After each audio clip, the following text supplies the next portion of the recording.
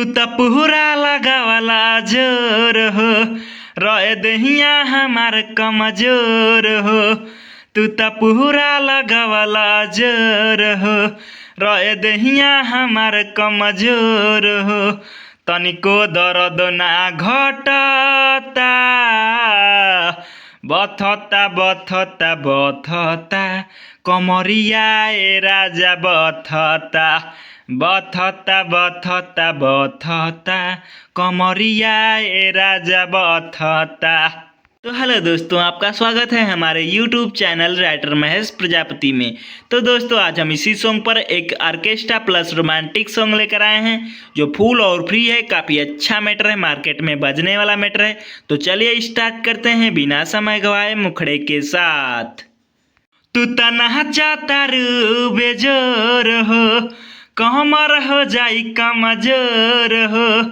तू तना चाहता रू बेजोर हो, कहमर हो जाई कमजोर हो। तोहार चढ़ल जवानी अब खिलता,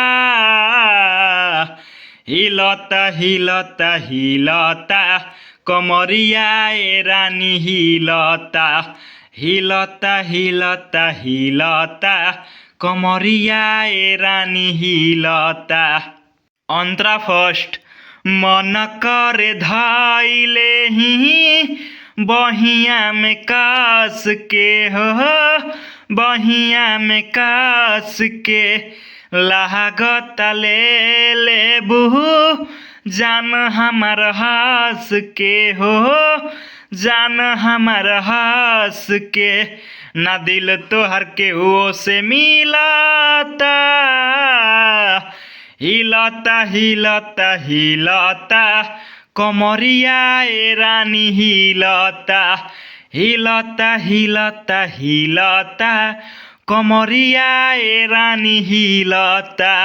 दोस्तों, लास्ट अंतरे के लिए हमसे संपर्क करें। हमारा नंबर चैनल के डिस्क्रिप्शन बॉक्स में दिया हुआ है। तो दोस्तों, इसी तरह का फुल और फ्री सॉन्ग पाने के लिए हमारे चैनल को सब्सक्राइब करें और वीडियो को लाइक करें, शेयर करें और कमेंट करें। तो चलिए मिलते हैं किसी नेक्स्ट वीडियो में किसी नए ट्रैक के साथ। तब तक के लिए बाय।